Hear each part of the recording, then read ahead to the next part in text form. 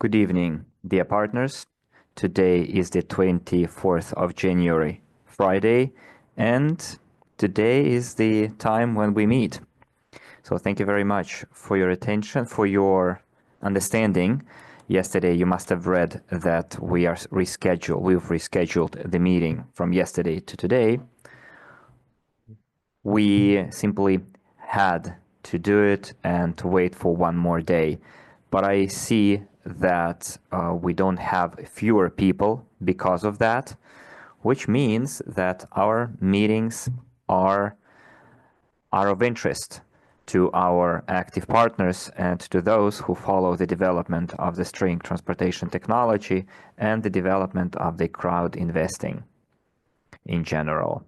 So let's check our connectivity traditionally and start our meeting. Just give me a score from 1 to 10 on how well you can hear and see me. Hopefully you can.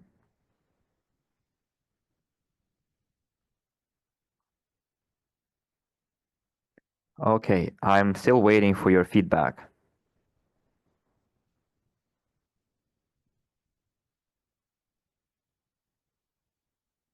Okay, I see 10s in the chat, which means everything is fine, everything is good. Well, as I announced previously, we're going to have quite an interesting topic today, which is of interest to many of our partners and clients. I'm talking about the structure of UST company, its legal and financial structure, and gradually we will move on to the second topic that I announced, which is how the potential profits of the company will be generated, which in future will be shared with by the company with its co-owners, which is basically was the main topic of all of our discussions in the year 2024. But before we move to those two topics, friends, I would like to draw your attention to one of the recent news published during the period while we didn't have a meeting. That news regards the works performed in the territory of the Ecotechno Park. We're talking about a potential track of line 6-7 of the semi-rigid overpasses. And I would like to break down this news with you because it is important in the development of the string transportation technology. I'm going to share my screen with you.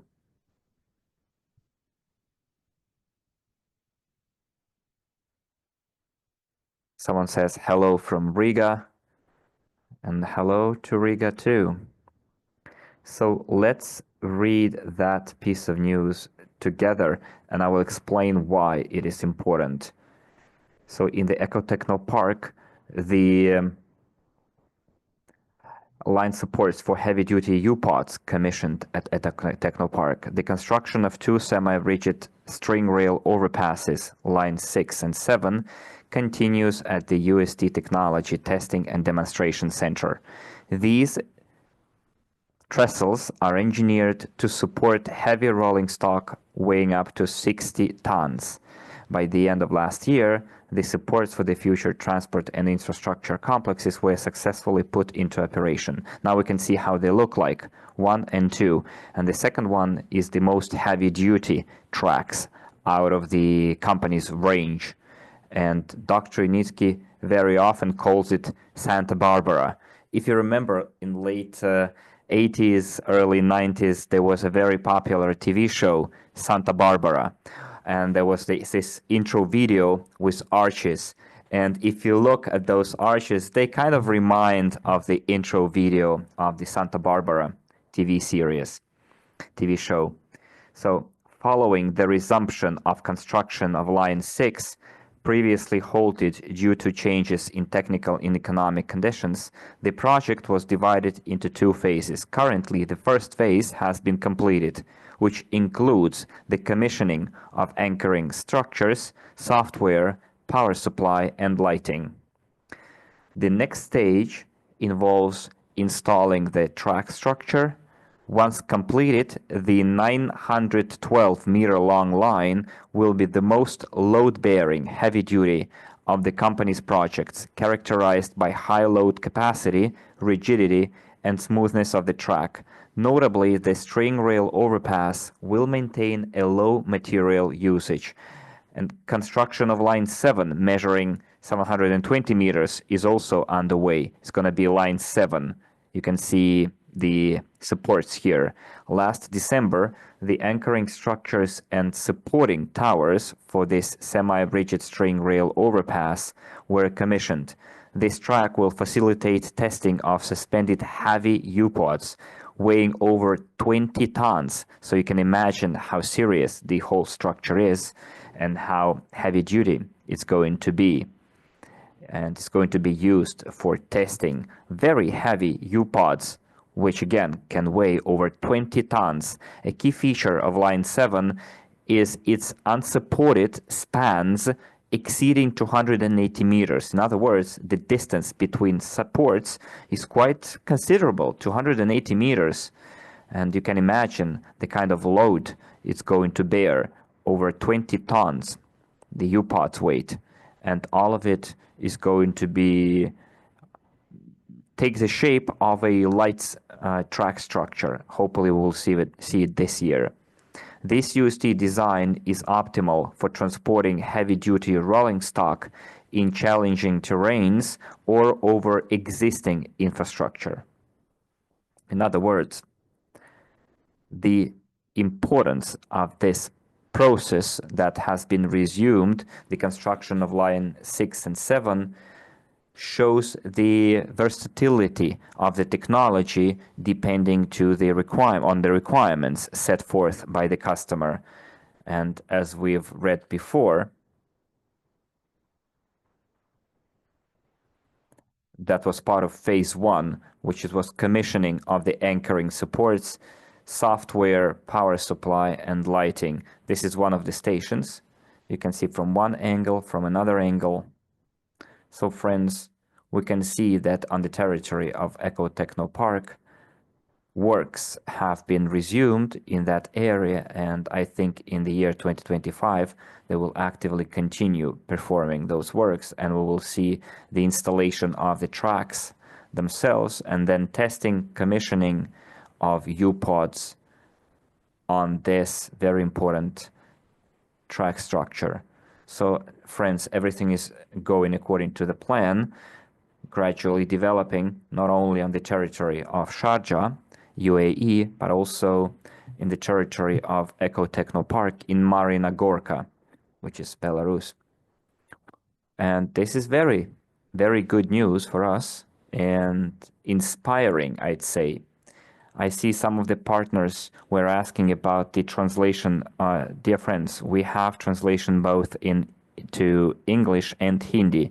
All you need to do is just choose the language at the bottom of your screen. There is a globe icon. You click on it and then you choose English or Hindi. I don't know what's the Hindi word for translation, but I think you'll find it. So the administrator shared in the chat a screenshot of how the entire procedure looks like. So just use it and don't get distracted, because there will be some very important information to be shared. So friends, this is yet another important news. And another piece of news is that on the territory of R&D Center in Sharjah, a delegation came which represented, if I'm not mistaken, the management of the center.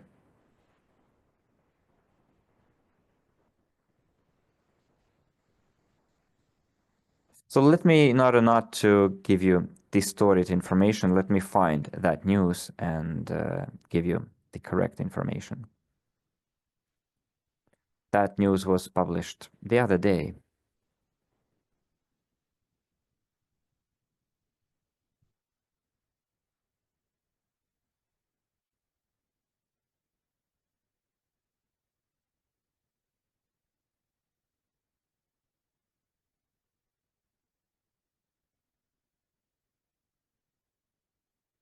If I'm not mistaken, it was published today in our Telegram channel.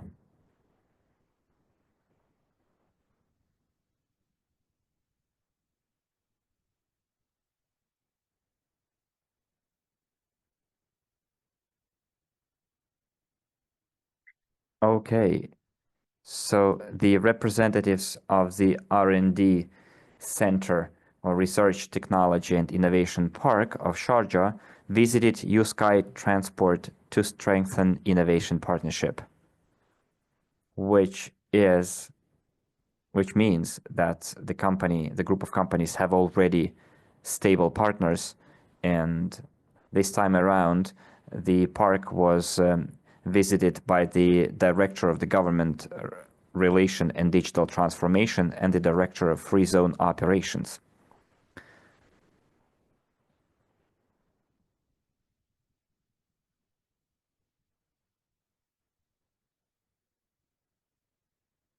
So during the meeting, the SRTI Park delegation got acquainted with the unique USky transport and infrastructure technology, which is known for its high ecological efficiency and cost effectiveness, developed with consideration for modern, sustainable development trends. So this visit further confirmed SRTI Park's commitment to promoting innovation and sustainable development. The collaboration with USky Transport opens up new opportunities for the implementation of eco-friendly and highly efficient transportation solutions that can improve the quality of life in the region and strengthen Sharjah's position as a leader in technology and sustainable development. Well, to cut it short, it's already a tradition, like a regular activity when the park is visited by different high-level delegations. The management expands, and every visit is just one step towards expansion of cooperation and also the strengthening of the position of the company that we all co-own, or whose technology we all co-own. It strengthens the company's position and its authority, its reputation, and also the prospects of the company in this region and globally. Because we saw that early this year there was a delegation from Europe, Italy. Before that, other countries visited the territory of the R&D center. So it's already kind of a established process. Such visits, I mean, remember I told you during our last meeting that this is already something that we take for granted. There will be more and more such delegations in the future, and we're waiting for the time when this time will come when we will see the launch of commercial projects and we will be reading about it in the news. I'm sure that's what's going to happen. I see some spamming going on in the chat. Someone from India is writing it. Friends, let me remind you the rules of our meetings. While I'm talking, I ask you not to ask your questions because it distracts both our guests of this meeting and me too. Well, probably me more than our guests. So why are you writing this kind of advertising in the chat? So Ruslan, I would like to ask you to delete it, okay? Because don't advertise, don't write anything in the chat, even if it's good about the technology, if it's something favorable to the technology, don't, because this meeting is not a place for your referral links or links to your social media, okay? So let's be ethical and let's not be not civilized, to put it this way.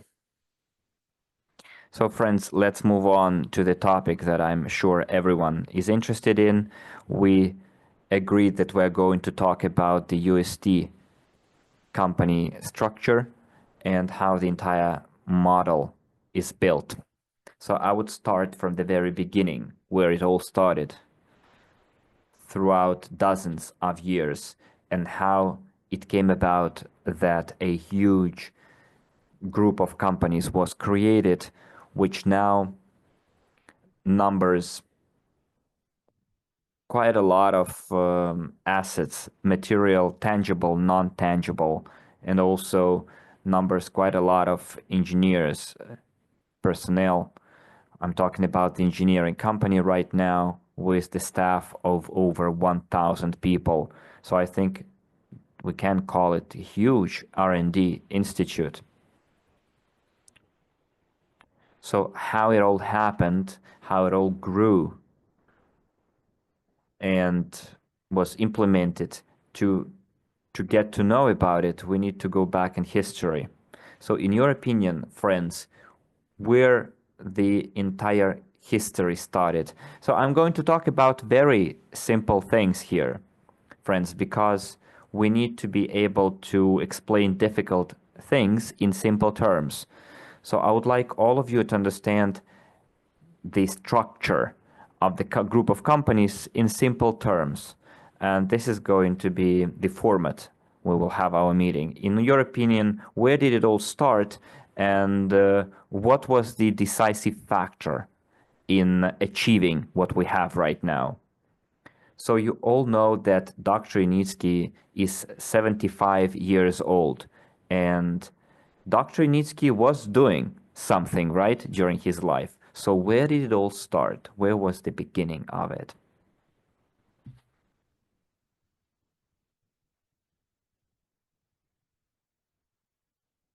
We're not going to talk about specific years, what or when started, because Said mentioned the year 1978 for some reason. I just want us to understand one simple thing, something that was decisive in achieving that we have right now.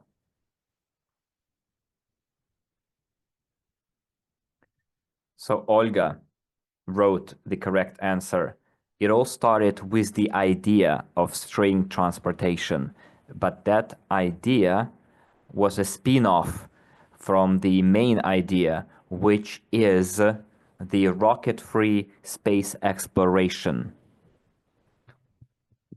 So in order for all of it to be implemented, to be realized, everything that we can see right now, it all started with the scientific ground and work of Dr. Initsky, his research and patents.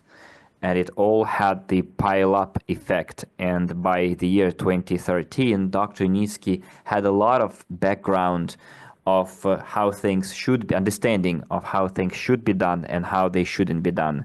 And for dozens of years before 2013, Dr. Initsky accumulated a huge asset in the form of his intellectual property that consists of hundreds of patents that were confirmed. And that's where it all started. And then it was logical to evaluate that intellectual property, which happened in 2013 when Dr. Initsky had his assets evaluated by an independent company, and it was evaluated at a very considerable sum, which is hundreds of millions of dollars. And Dr. Initsky created a company called USky. And that company owns the intellectual property that I'm talking about. But since 2014, a process of crowd investing was launched. Dr. Initsky transferred his intellectual property,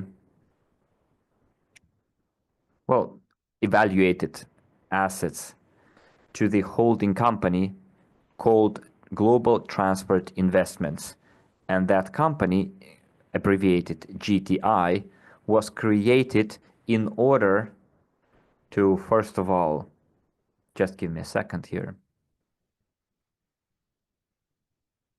for that company to be able to protect the rights of the investors and allowed trouble-free access to any investor from any part of the world to making investments into the company's technology. So it all started with the company that owns the technology, Unisky, owned by Dr. Nitsky or founded by Dr. Nitsky, and then a holding company was created, Global Transport Investments, that consists of several holdings, and investors or their names are added to the registry of the parent company, of the register of shareholders, and we all get extracts from the registry of one of those holding companies. It's called ERS Holding Limited, and there are several such holdings. But I think you know that information from the memorandum that I hope everyone read when they joined the company and became investors. Therefore, it is important to understand that when there is an asset, non-tangible asset, underappreciated. Why underappreciated? Well, that's why we're having discounts right now, because if this asset, intellectual property asset, was evaluated at its real value, then of course we wouldn't have such discounts and we wouldn't be able to purchase for little money quite a lot of pre-IPO shares in the company.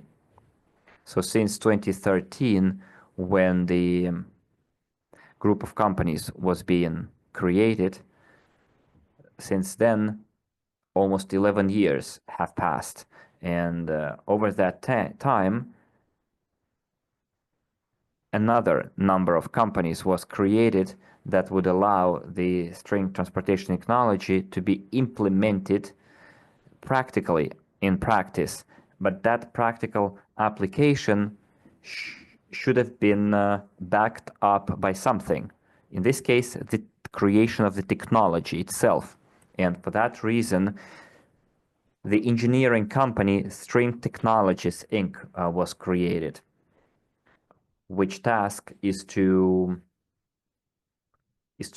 develop the technology, test the technology, certify the technology, or have the technology certified, and after that the technology goes into the market. So what I would like to emphasize here is that after the infrastructure, let's call it this way, framework was created for the investors to safely invest into the technology, since 2014 we were becoming investors into the string transportation Global Transport Investments, the holding company. And after the investing started, it allowed the practical implementation. So after that, after GTI, the String Transportation or String Technologies Inc. was created.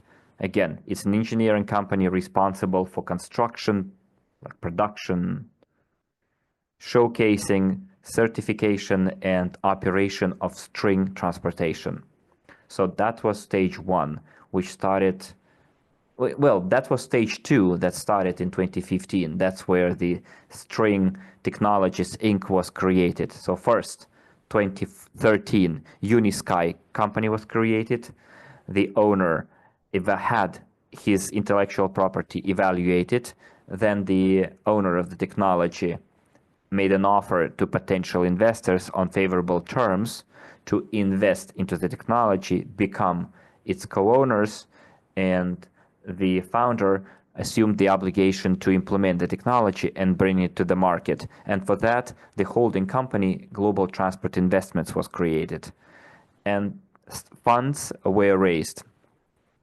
Then the next logical step would be to create the engineering company, which is String Technologies Inc., which is a closed joint stock company owned by Global Transport Investments, the GTI company.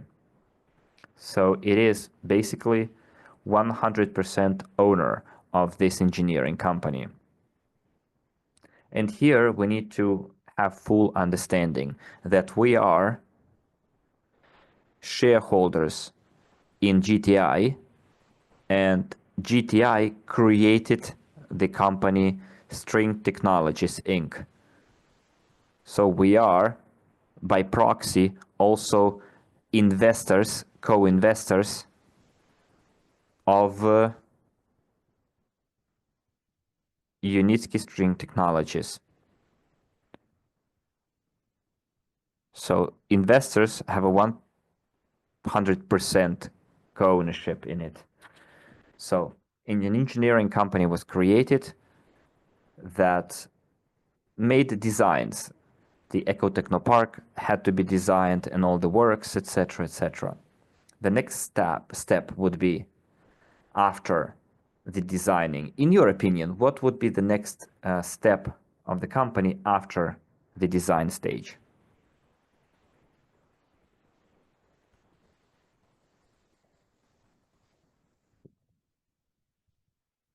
This is my question to you, friends.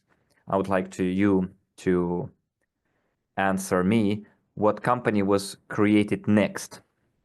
Probably you know the answer, probably you don't, but I would like to know. Olga says funding. No, funding was before. It was in 2014. For that, we have the parent company that owns the technology and that allocates pre-IPO shares.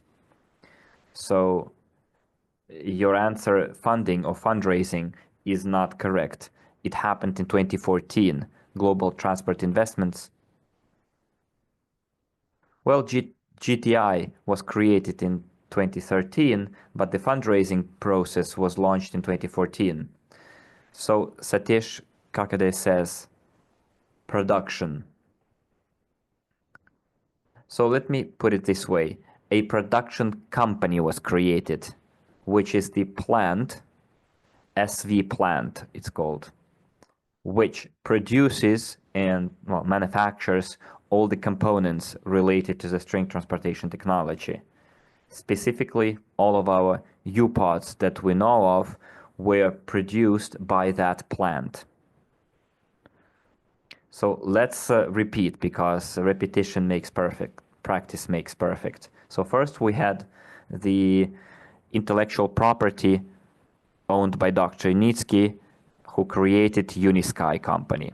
After that, he took part of the assets, intellectual property, and transferred them to the holding company called GTI. And then fundraising started. Third, after the fundraising of the technology, it was logical to start engineering activities. And for that purpose, in 2015, the Unitsky String Technologies company was created, UST. Or in Russian, we say String Technologies Inc. So after everything was done and designed, production had to be started. And that's where the plant, SV plant, was created.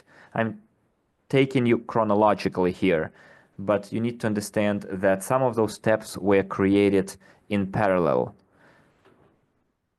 So we will also mention other components of the structure of the company.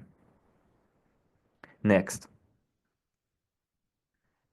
Another important thing to understand here, that after the process of fundraising of the technology started, the investment crowdfunding started, the company accumulated assets. Previously, it had non-tangible assets such as patents, intellectual property, know-how, etc. But then the company started accumulating other assets. So what kind of assets do you know of? Material, tangible assets. Probably you know that from the financial reports published in every year. So what kind of tangible material assets you know of that the company has accumulated, the group of companies has accumulated?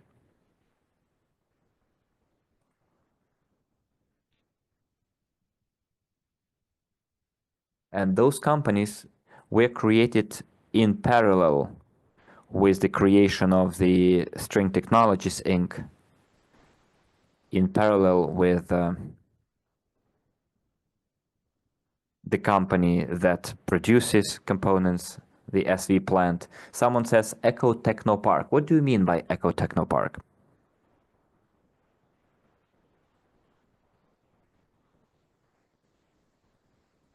Gulsharad gave some kind of an abbreviation that's out of the topic. Absolutely missed the mark.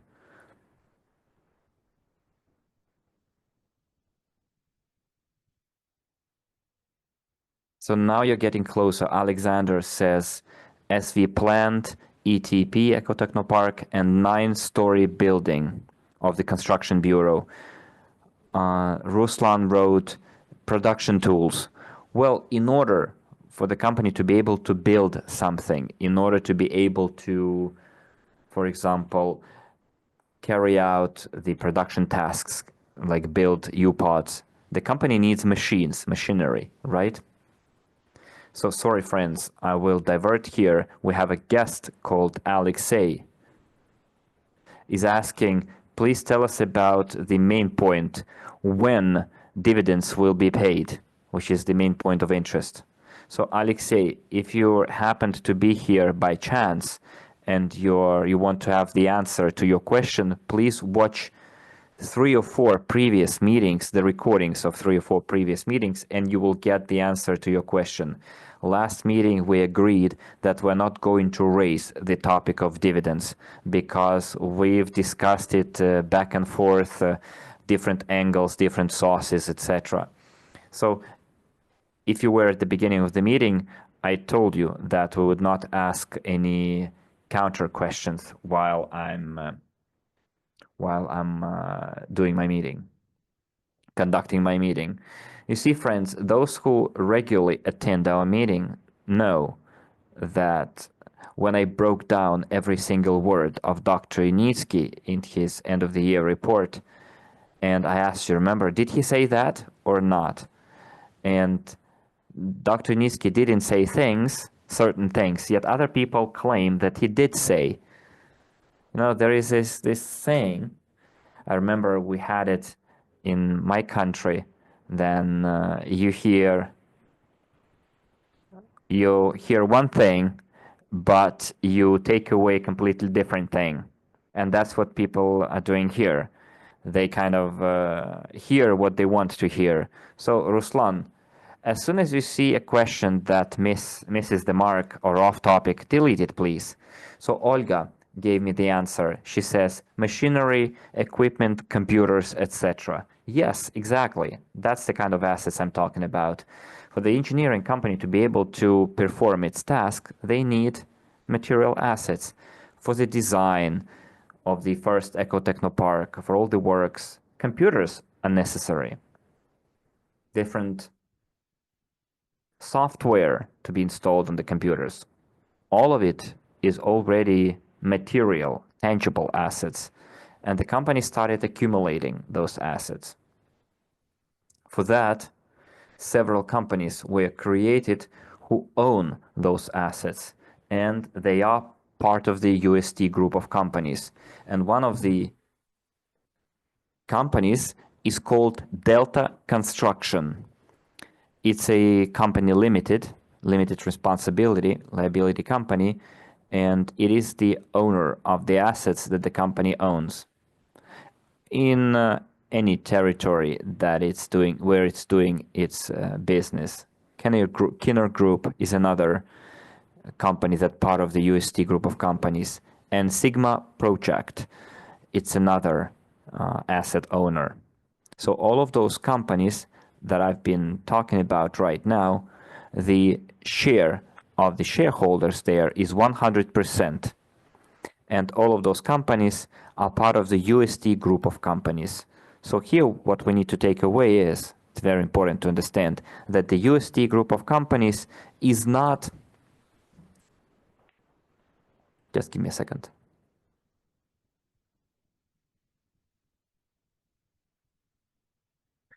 So the group of companies, UST, is not a standalone legal entity or a corporation, association, or a kind of a company.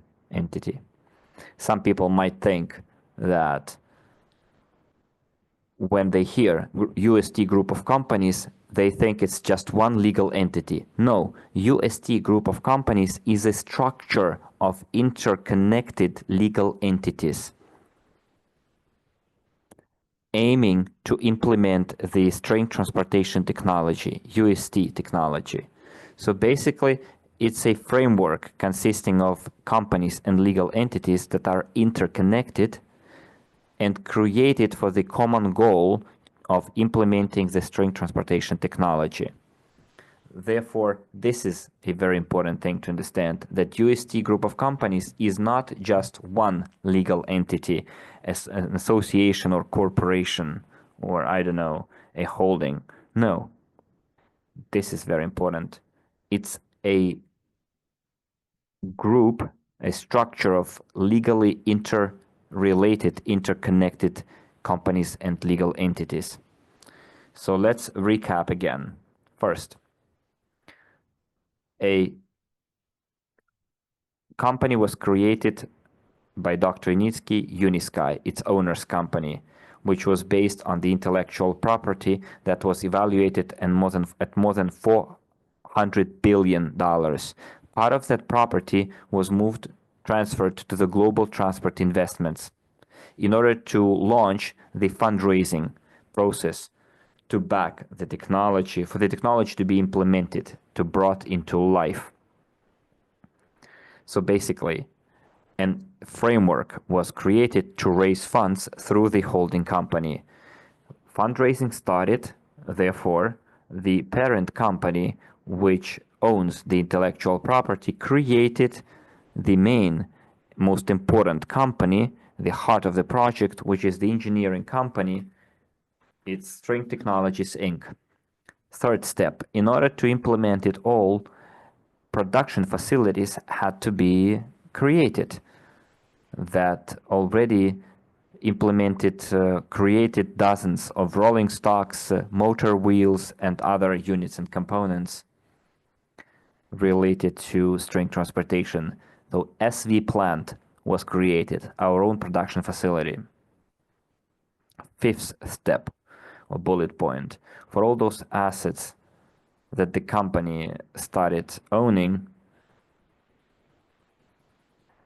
and a special legal framework needed to be created to manage that process, the management of tangible assets. And the companies that I mentioned some time ago were created to manage the assets. Now we know that the office where the engineering company resides, which is the heart of the project, that office is owned by the UST group of companies. It's not a rented building, office building. It's not someone else's building or premises. This is something owned by the UST companies, which is a material asset. Tangible assets. We're talking about dozens of different machinery pieces like tractors, excavators, some special purpose machinery, the car park, carpool, in order to do the economic activity or business activities. All the machines that we saw in the video, some of you saw them with your own eyes. So all of those machines are cutting edge machines produced by reputable, reliable manufacturers, companies that CPU machines, produce CPU machines, etc. So basically, all the machinery used by the company is cutting-edge machinery. Some of the machinery units cannot be found anywhere else, at least in the CIS region. And I saw it myself when I brought delegations to the Ecotechno Park or the production facilities of the company. I'm talking about heads of very big companies. Some of them was the head of the biggest train repairing station or plant. And when he saw it, he said, we don't have any such machinery in Belarus, in my country, or in other CIS countries. So in some big companies, they don't have such machinery as owned by UST companies. So all of those assets are owned by the group of companies, part of their property.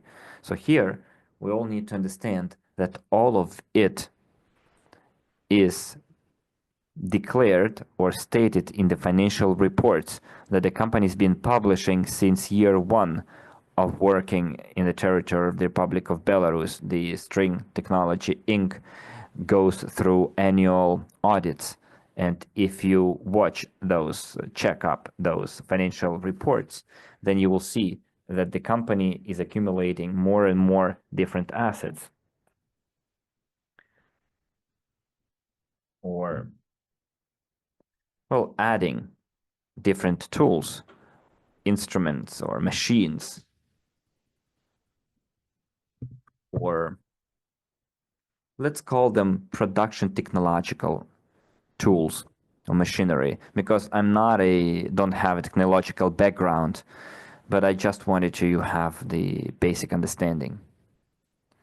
So everything owned by the group of companies right now is officially added to the property list, let's say. And we need to realize that we are 100% co-owners of all of it. The investors, I mean, if they're taken as one single unit. Because after all, we are like hundreds of thousands, but taken together, we are all co-owners of that property, of those assets. So during different meetings, I mention on occasion that depending on the number of pre-IPO shares that every person has based on their investments into technology, someone has 2 centimeters of the track. I'm exaggerating here, of course. Someone owns 2 centimeters of the tracks, 3 square meters at the station, and so on and so forth. If we split it, proportionally to the number of pre-IPO shares. So this is the direct legal link between your money and the tangible assets the company has. This is very traceable link that shows where the investments go, the investment raised using investment crowdfunding. This is something we need to understand. And now I can give the opportunity to one of you to show us how well you memorized this whole structure, all the elements in it. So who can tell me the USD structure now? Do we have anyone who can give me not just the name of the company, but give me like the task and how the task was addressed, creating what kind of a legal entity chronologically? Let's do this small recap, and then we'll talk about some of the companies that relate to the development of the string transportation technology and part of the UST, but are not related to us. Do you have anyone willing to repeat, give me a recap of what I've just said? Just raise your hands and I will give you the floor.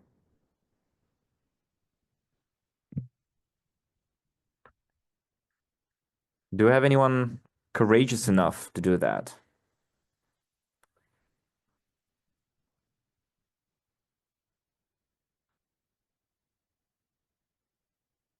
Anyone? Friends?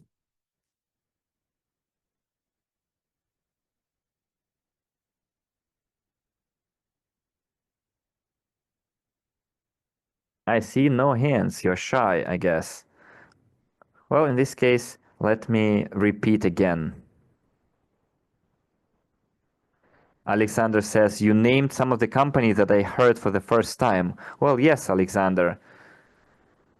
We probably didn't know their legal names, right? But I wanted you to understand the logical chain here, connection from the foundation of everything to the practical implementation or performance of the tasks. Olga is asking, Are there any similar companies that would have the same structure as the UST company? Well, of course, Olga, I think they do exist. If we're talking about a huge structure owned by a limited number of people where there is a closed cycle, it might be some production companies, holding companies, etc. For example, we there is a mining company and it has just one owner, but also that owner owns. I'm just giving an example. I'm answering Olga's question in the chat. She asked us, and I'm answering. So this is an on-topic question. For example, let's take a mining company, mining complex, owned by one person, and that mining complex, for example, mines ore, and then you need to enrich that ore. Then you need like a processing plant, which also will be owned by the same entity, for example, one shareholder or group of shareholders. And all of it then needs to be transported somewhere. Then there will be a logistics company in there. If it's a closed cycle, then there will be the production as well. For example, production of power from the ore. Let's take coal, for example, and then that owner will have their own all coal burning power station. And then that owner, a group of owners, will own a company that will sell that power. So I'm just giving you an example of a big multi-billion dollar company that owns resources. But we can give another example from the agricultural sector. When a person, for example, owns land, then that person has lots of land, and that person will sow different crops on that land. And they will own machinery like harvesters, different tractors, sowing machines. Friends, I will also give you a scheme, the entire pattern here. Then that farmer or owner sows the land, then harvests the crops, then they need to deliver the harvest to the customers. For example, they might have like a production facility that turns grain into flour. So in order to be able to do that, you need different legal entities that would do that, but they might be owned by just one person or group of investors, one parent company. So Olga, if I answered your question, just give me a plus in the chat, because you asked whether our group of companies is very unique. Well, in this case, it's not very unique. We're just talking about expansion of interrelated legal entities that, in simple terms, help implement that activity in order to make sure that all the laws are observed in the jurisdiction where the company conducts its business, and also to make sure that taxation laws are observed, etc. So we're talking about a full-fledged business process that the company's been conducting for many years now, and I'm sure the parent company will create other subsidiaries performing different tasks in order to make sure that everything is developing correctly. I think other legal entities will be needed. Someone is asking, what's the difference between a holding and a corporation? Well, this is kind of a narrow field question. I don't think I will be able to answer it, but in our case, in our structure, GTI is a holding, because GTI kind of owns different companies with different assets. In every holding has like dozens of thousands of investors. Different companies have different numbers of investors, and all of it is part of global transport investment. So I guess your question should be asked to lawyers. And we will have corporate training about it, but those trainings will be held by narrow field specialists. So I have myself the understanding, but I don't want to look incompetent and probably give you some incorrect information. As for the scheme, the diagram of the entire company asked by Alexander and Natalia, that let's show a diagram for our investors and clients. Yes, friends, for our next meetings, we will have a diagram. There is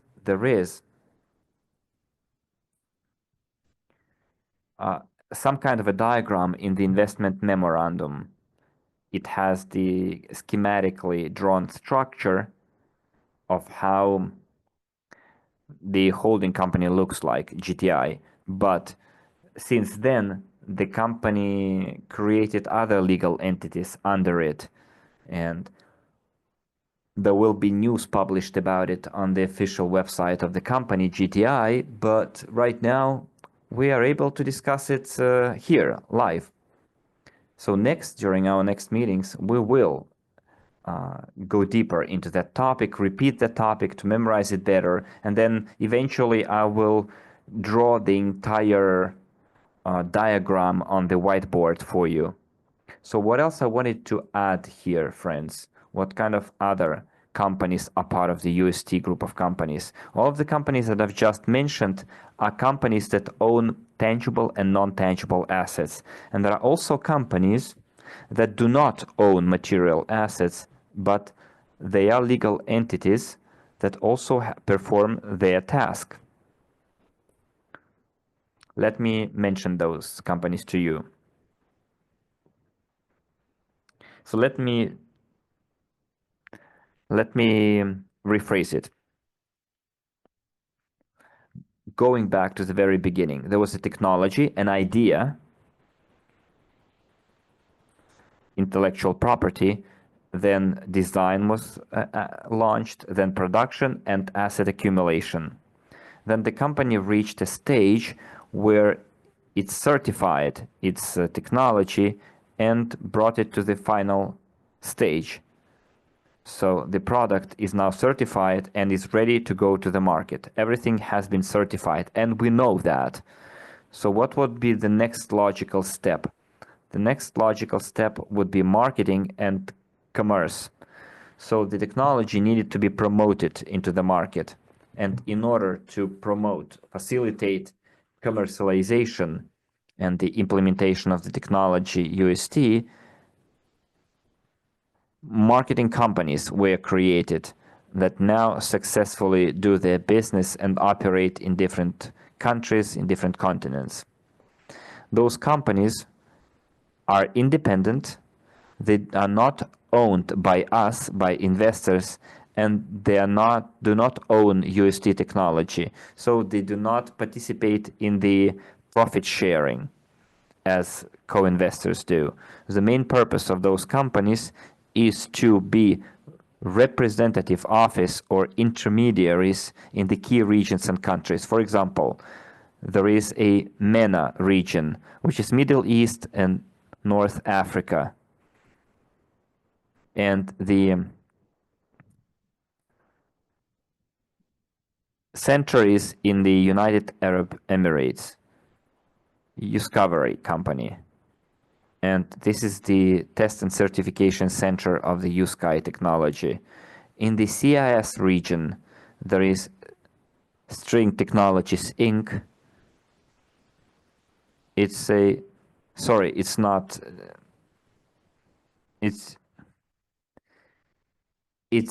let me put it this way. It's a limited liability company, Unitskis String Technologies. That's how it's called. This is a marketing company located in Russia. And there is a company in Indonesia, which is called Unitski Nusantara Technologies. Indonesia covers the Asian market and that region to promote the technology and bring it to the market. And there is also a company created in the territory of the United States, which will also conduct marketing activities and will act as an intermediary to help sell the technology on that continent. So friends, it's important to understand that the group of companies is now getting bigger and adding marketing companies to its structure, whose main task is to bring the technology to the market. It is those companies that represent the technology in different fairs, expos, forums, workshops, in different international exhibitions, everything related to large-scale marketing activity. So those companies, friends, which is important to understand, they are not directly related to the dividend payouts in the future. They function for the sole purpose of pushing forward the technology into the market. They're doing marketing activity. So those kind of companies, representative offices, I'm sure will grow in numbers, because there are regions where the company is not yet represented, and I'm sure new representative offices will open up in the near future in new regions. But those companies, again, are not directly related to us as co-investors. They're kind of purely functional companies performing specific tasks. So what we did now is we've broken down the entire structure of the company based on the tasks before the company. So we've looked at what kind of tasks the company faced and what kind of companies were created to address those tasks. So it will be easy to remember for you. You will have an association between task and the company that performs the tasks, the function, and the company that carries out that function. And it will help you memorize the legal structure of the entire structure. Of course, there is a detailed description in the investment memorandum. There will be another explanation from the company itself. There are some legal nuances, terminology that needs to be understood, but it's understood. But it's all like on a separate note. For us right now, we need to know the basics of how the company is built. The company has the task. It needed to create a legal entity to address that task and add it to the UST group of companies. For example, there is a design function. An engineering company was created to perform that function. In order to accumulate and manage all the assets and to conduct economic activity, separate legal entities were needed and they were created. That's it. So right now, I didn't use any kind of diagram or visualization or any videos. I've just tried to talk you through it. And hopefully I were able to explain the structure. I hope it wasn't too difficult to understand, to grasp. What do you think? Olga says everything was detailed very interestingly and clearly. All we need to do now is to memorize that. Well, thank you for your comment. Svetlana says everything is clear. Alexander says everything is understandable, understood, and interesting. Well, thank you for your feedback. What about our partners from India and English-speaking countries? I'd like to know your opinion. Alexander says it would be better if we had a diagram. Of course, we will have a diagram during one of our meetings. We will put it all in bullet points. So let me have a second try, or let you have a second try. Who is ready to repeat in a nutshell what I've just said? Who is not shy and has courage enough to tell us how the UST company, the structure of the UST company looks like? Someone says, I'm very happy. Well, good. It means like you understand everything. Good. Since you're happy. Do you have anyone ready here to retell the whole thing? Because this year we've already started this interactivity with open mics. that kind of a dialogue and not just a monologue from my side. So imagine right now you're answering a question asked by a person who you're trying to attract as a potential investor, and they ask you, what is the structure of the group of companies that you are trying to invite me into or become the co-owner of? So now you have the opportunity to answer that person. Do you have a person who is ready to do that? We have 120 people here. Anyone ready to give me a recap of the structure? Who has the most courage here? Remember just the timeline. And once you bring back the chronology, the timeline, it will be easier for you to retell the whole story.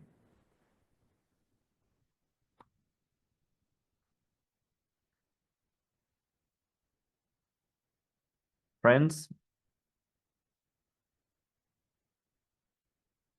you can raise your virtual hand in Zoom.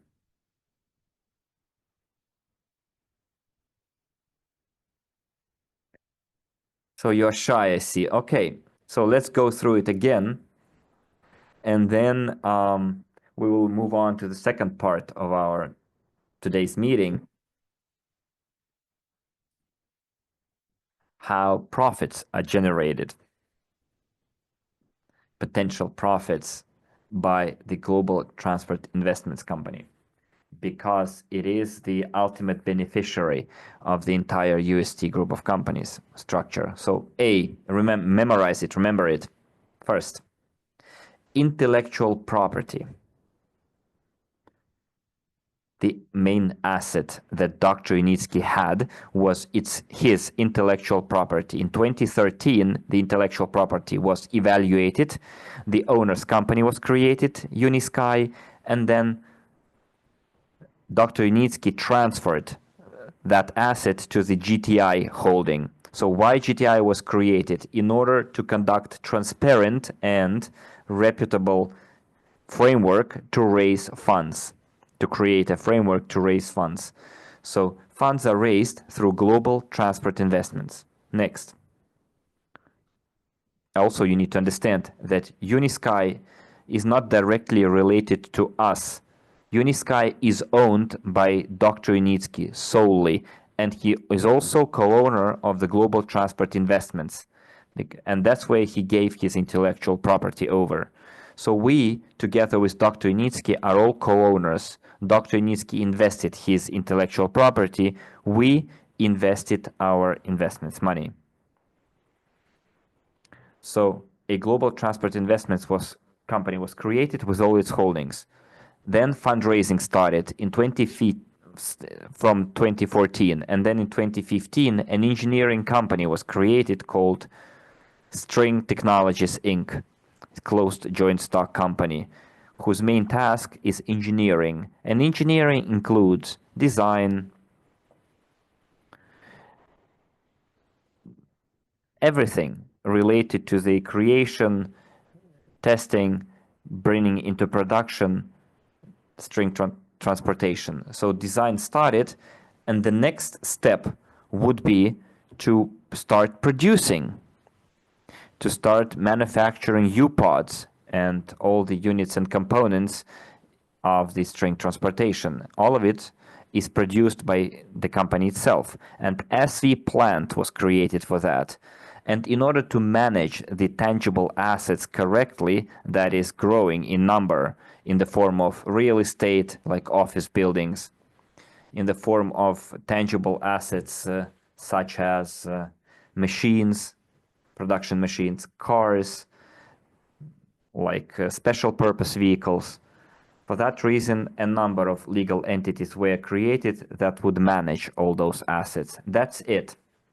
This is the main bullet point related to the group of companies UST, whose co-owners we are. However, after that, the group of companies has other legal entities, companies that are not directly related to us as investors, but they are related to the UST group of companies. We're talking about marketing companies. whose function is to promote the technology in the territory of the United Arab Emirates, Indonesia, CIS region, and the United States of America. So 4 marketing companies, 4 different for 4 different locations on Earth. The company has representative offices. That's the correct way to put it.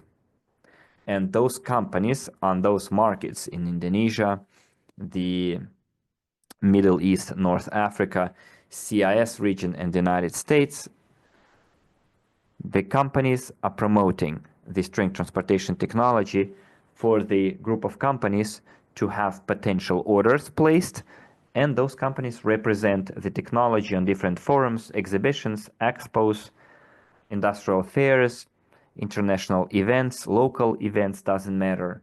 So all of it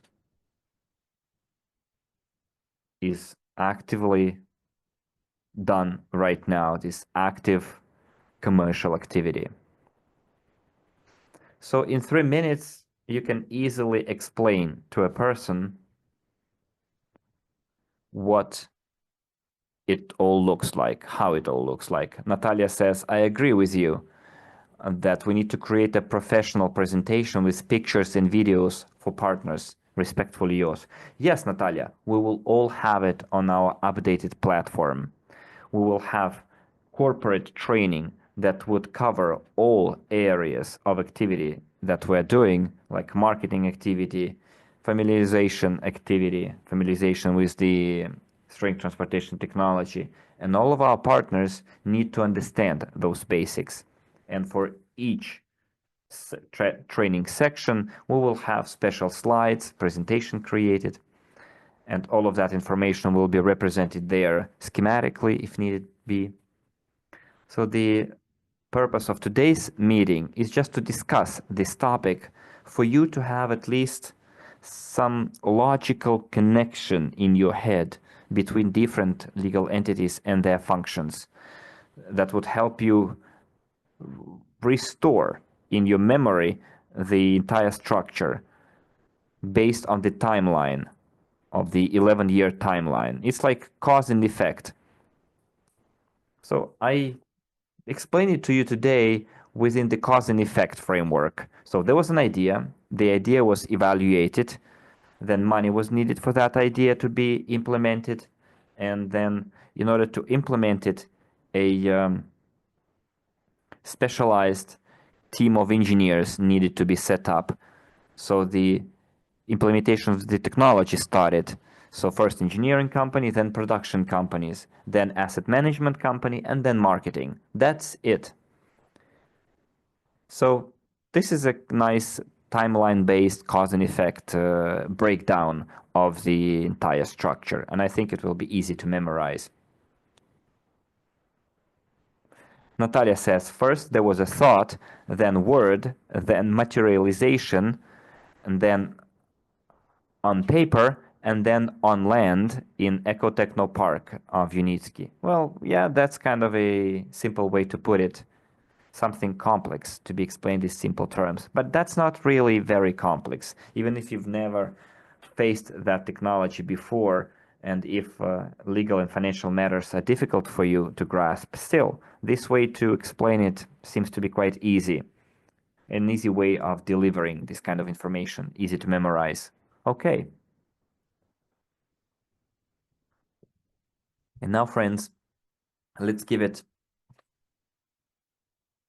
some time to another important point, i.e., how the company, UST company, can generate profits.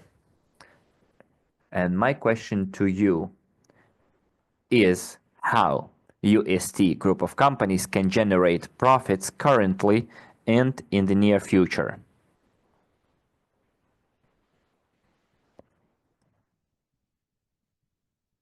And while you are answering this question, I will answer the comment from our guest who says, what are the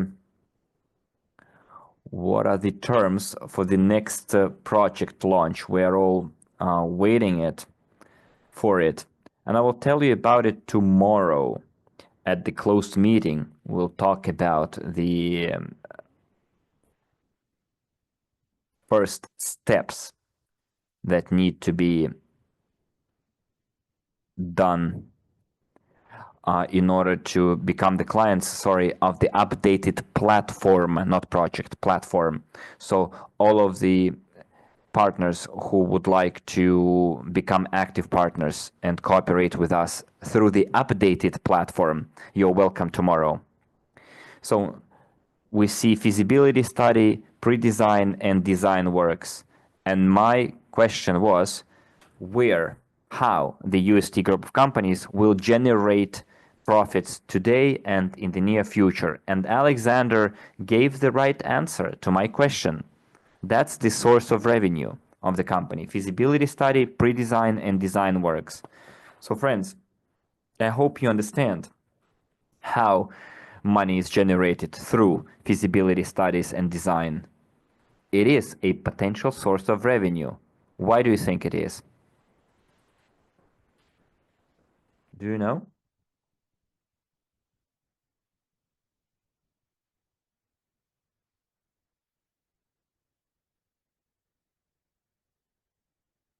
And I did mention it during my previous meetings when we touched upon this topic, but some of our partners think for some reason that the company will start receiving profits only after they put in production the commercial project. But that's not entirely true. The company can already start generating profits without starting construction works. And I will give an example how it's possible. Alexander says, because there are orders for our services. You're right. I'll explain why.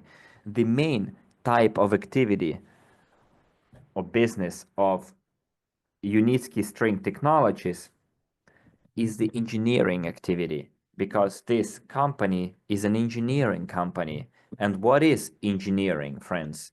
It is designing,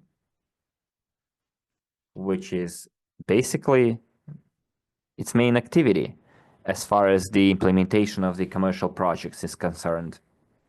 So on numerous occasions, I said that any commercial project or any project in any area, in construction, machine building, car building, in any area, everything starts with a design. And every commercial project has a first stage, which is design, or so-called front-end engineering design, or preliminary design work. And this is taken care of by the engineering company. So every commercial project starts with that first stage. And percentage-wise, it can take from 3 to 5 to 10 or even 15% of the total contract cost. In other words, design and preliminary design work can be worth 10% of the entire contract cost or project cost. Well, on average, it's 10%.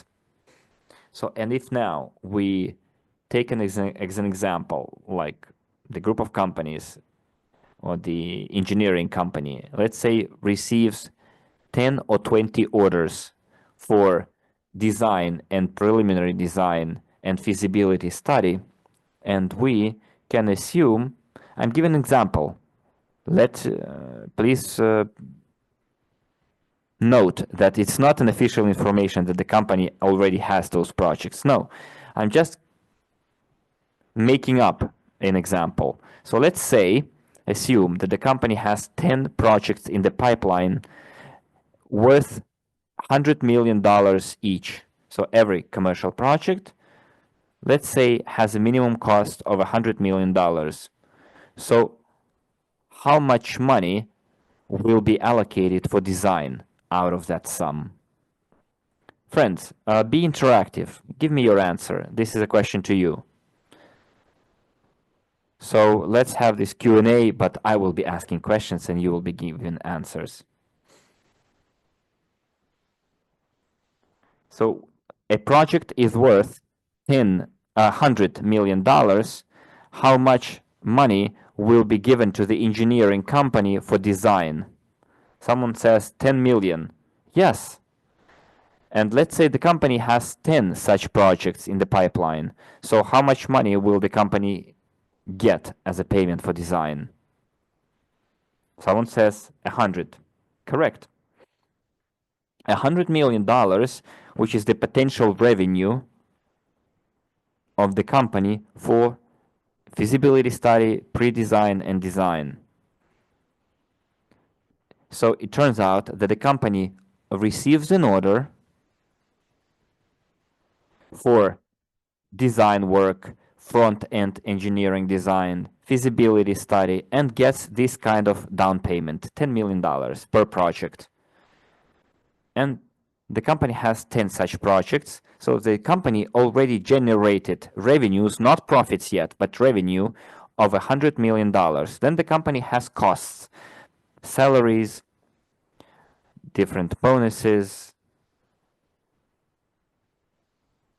other fixed costs like operation costs, etc., as usual.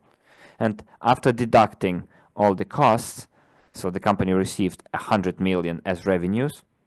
They calculated their costs percentage-wise, and then they generate certain profit.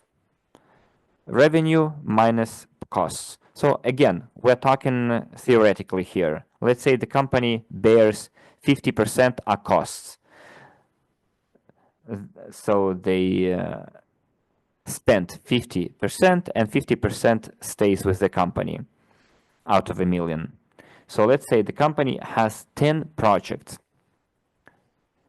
Let's say 8 projects never were brought to production for several reasons. Let's say project A was not implemented because land allocation failed. So one project is a no-go.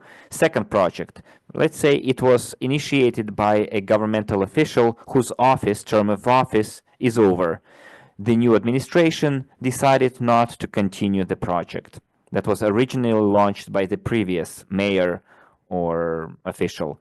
Project C was not implemented, let's say, because the location was changed, and they said that this track needs to be laid here. We need to redo it.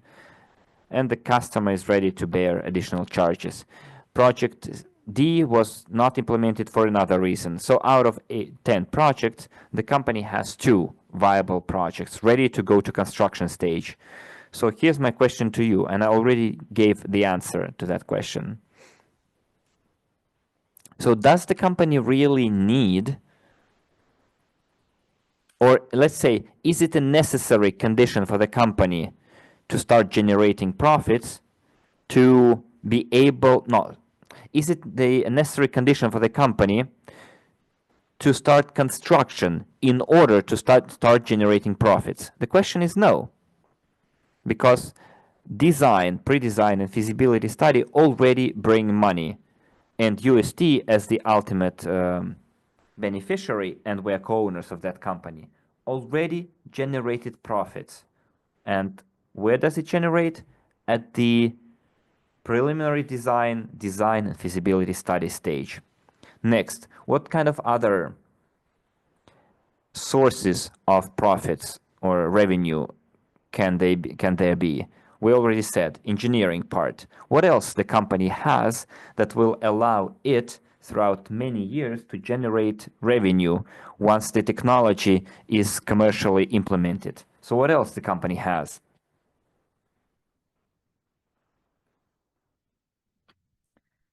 This is another like option, or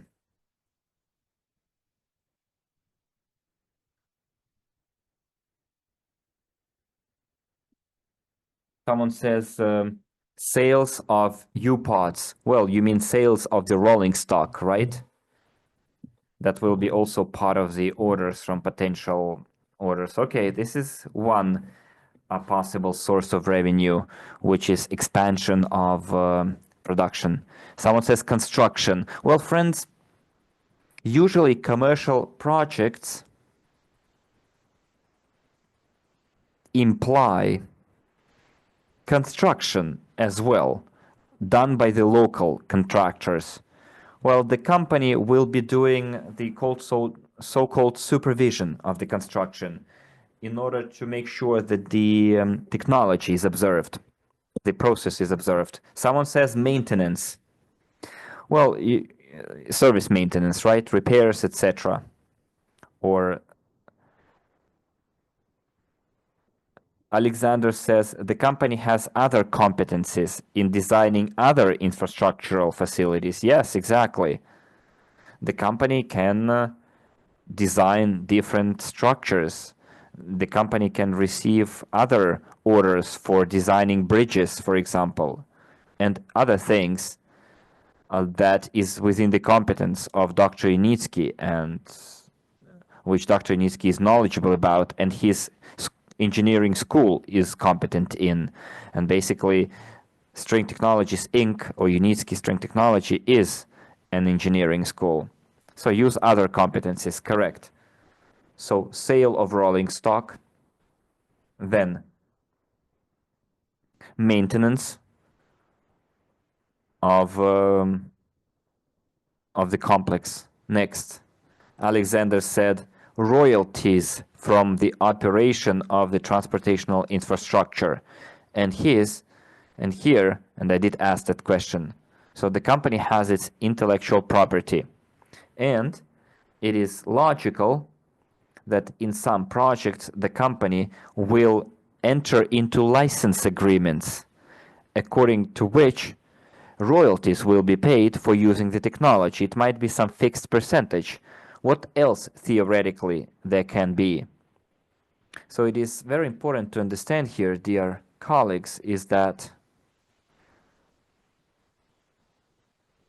for every commercial project there are individual sets of conditions for implementation, cooperation, and realization of the partnership agreement. In other words, every commercial project is custom-made. It's an individual business process. So do you think a situation is possible when the customer says, let's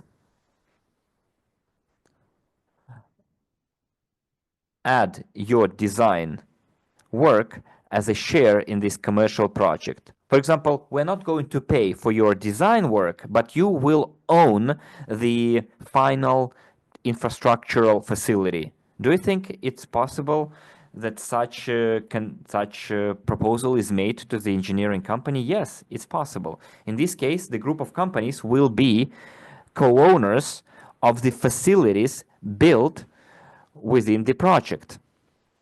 And for example, tickets will be sold and the company may be co-owner and receive part from the sales of the tickets. I'm not saying that this model will be applied everywhere. No, it might be a potential source of profits as well. So you can either get paid off one time for your design, you can get royalties for using your technology according to the license agreement, but also the company can become the co-owner of the specific commercial project, infrastructural project. For example, a station or a big track with huge passenger load or cargo load. And it will get a percentage from the ticket sales. For example, if the technology is used in a port, the company can become a co-owner of the port terminal as well. There may be different models of cooperation between the customer and the parent company or the engineering company. The company can be a co-owner or just a business partner. And all of it can have this snowball effect when generating profits. Mikhail said, it's a bad thing that we don't have an accurate profit calculation, because we have 600,000 investors and investors might get very little from those projects.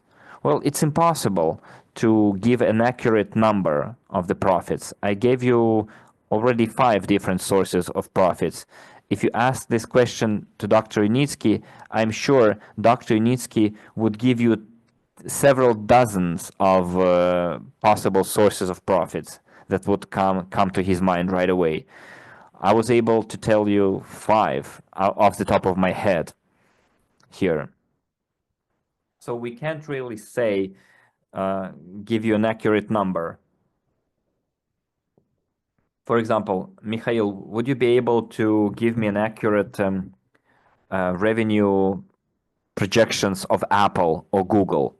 Because after all, their market value is generated by the market. And in reply to your comment, Mikhail, we're talking here about entirely business process, commerce.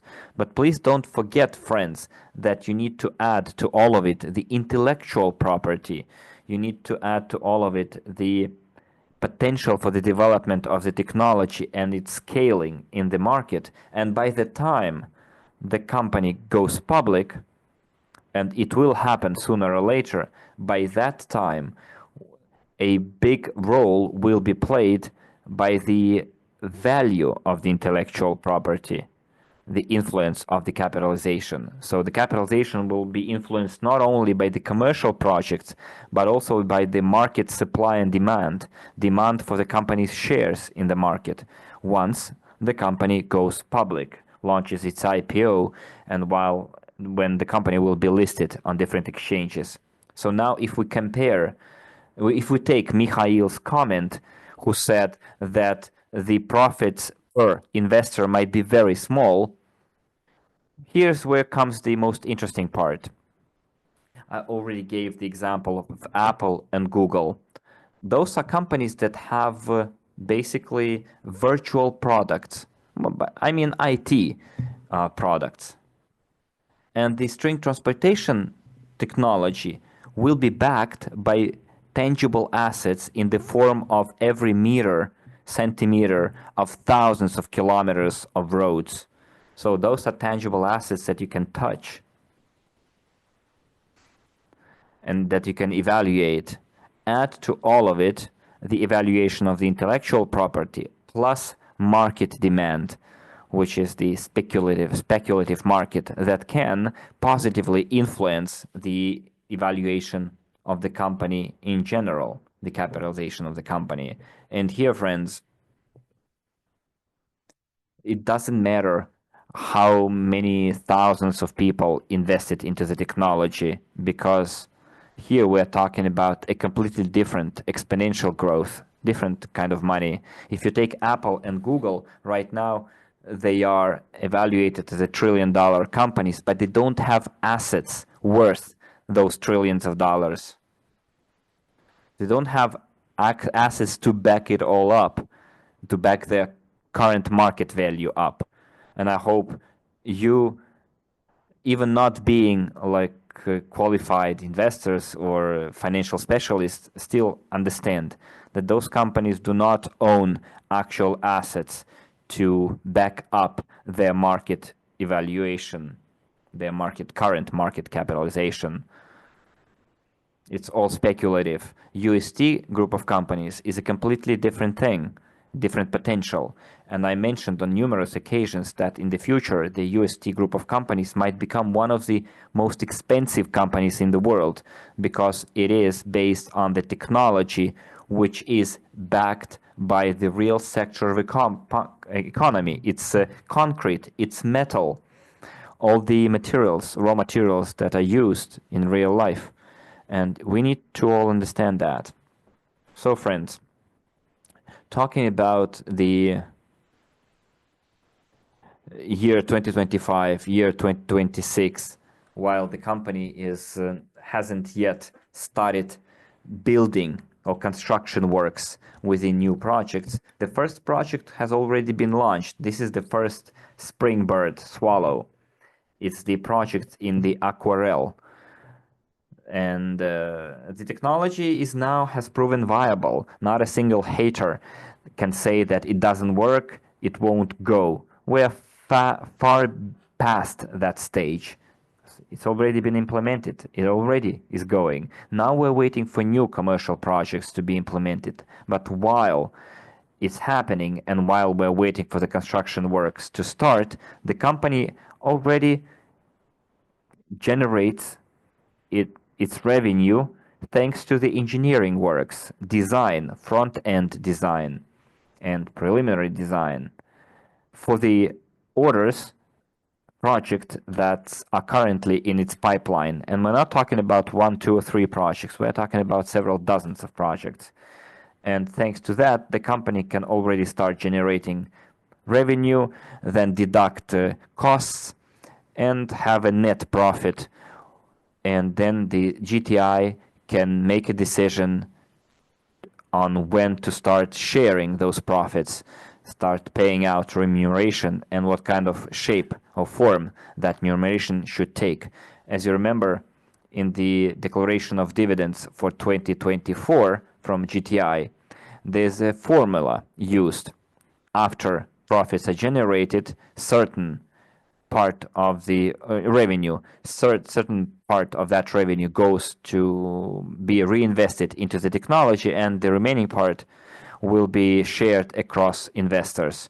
Whether they will be able to do that this year or not, well, time will show. We already discussed it during our previous meetings. But we remember that the framework, legal and financial framework, is being created in order for the payout to be legally and financially feasible or possible.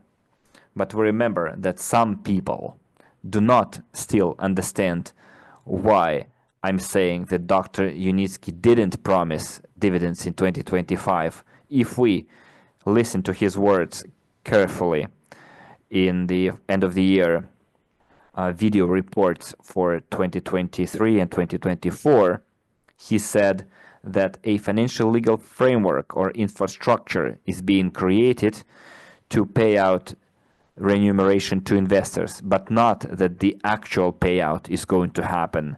He didn't say that, and this is very important to understand and to remember. And those partners who right now are running across their cities and countries saying that dividends will be paid in 2025, I'm not envious of those partners, and I pity that they use such dishonest methods and misleading people.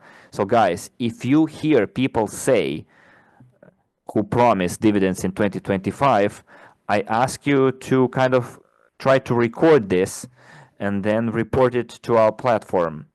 And if we see that our partners are disseminating such information, misleading other people, and damaging the reputation of the owner and the founder of the technology, Dr. Yunitsky, if we see that such partners are doing this and disseminating such incorrect information, we will be blocking such information from being banning from being able to work in the affiliate network, in the partnership network, because this kind of activity affects negatively both UST company work and our work on our crowdfunding crowdfunding company platform.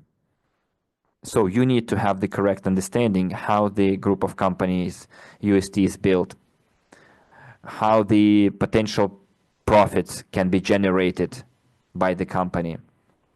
And it is very important to perceive the information correctly and not hear what you would like to hear, because as practice shows, people hear what they want to hear and then they disseminate that incorrect information, that wishful thinking that brings about very unpleasant results or consequences. I hope you understand what I'm talking about here and what kind of a message I wanted to convey to you. Okay, friends. Well, basically, this is the main thing that I wanted to tell you today. I think that it was quite clear that we've discussed the structure of the group of companies UST. We've discussed how profits can be potentially generated, and also we emphasized the importance of our understanding of the importance of delivering the correct information and not wishful thinking. If we mention profits, it doesn't mean that profits will be generated and shared this year. Of course, we're all working towards it happening in the near future, But how it's going to happen, in what kind of form, well, time will show, and time will put everything in its place. Do you agree, friends, with what I've just said? How close it is to you and how clear it is to you?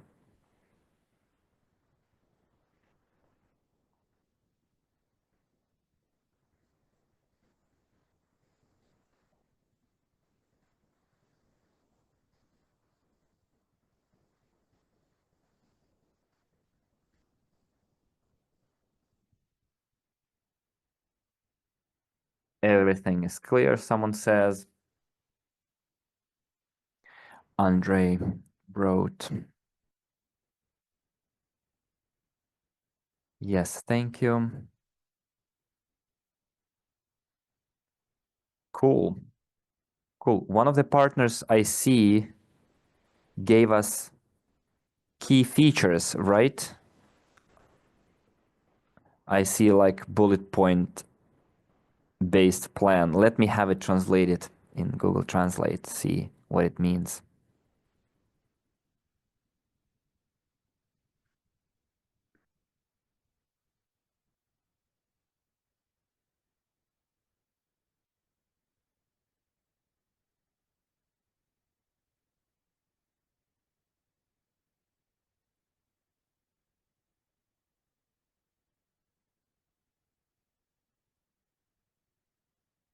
Well, it's not entirely clear what was the message here, but okay, let me read other comments. Cool, key features, thank you very much. Everything is clear and wonderful. Thank you, Maxim. It's a very good lesson for us.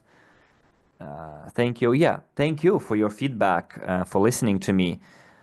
Pawan says thank you. Again, I would like to thank you for finding time and listening to me. I hope that it was kind of a solidification of the information that you received before. Probably for some of you it was a new information, but anyways, this is a very relevant, important information for your personal understanding of how everything works, for you to understand what group of companies you kind of belong to or related to. That we're talking about here let's say large scale giant business, Goliath business.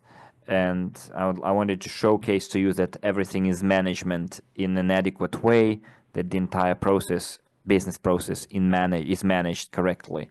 But not just business, engineering as well. It should kind of help you understand that you are co-owners of one of the leading corporations in the world in that sector. And I personally am very proud that I'm a co-owner of such a technology, because it is indeed a sector forming a project technology that is becoming viable right in front of our eyes, coming into reality. And now we can only guess what kind of prospects are awaiting us in terms of capitalization of the entire group of companies, UST, and what kind of prospects are out there regarding the scaling up globally on all the continents of our planet. Thank you very much, friends, for your attention, for your time, and I would like to invite all of you, and those who weren't able to attend today's meeting, probably you might have forgotten about the tomorrow's meeting. I invite you to our tomorrow's meeting, where we're going to talk about our rebranded Micron Global platform and all the prospects that will await us in February and March, what will follow what. So I will be waiting for you at our closed meeting at the same time, 1800 hours, 6 p.m. Kiev time. If you haven't registered to that meeting yet, you can do that in your back office. Go to the section closed meetings, submit your application, and you will get access to the closed Telegram channel, where you will get the link to our meeting tomorrow, where together we will be able to work together and discuss our marketing direction of our activity, marketed aspect of our activity. Again, friends, thank you very much. Have a nice evening. Have a nice weekend, and see you tomorrow at our closed meeting. And our open meeting will be held according to schedule next Thursday, which is going to be the 30th of January, if I'm not mistaken. Yes, we're going to have an open door meeting according to our usual schedule. Okay, friends, bye-bye. I will be waiting for you tomorrow at the same time, same place. Have a nice evening.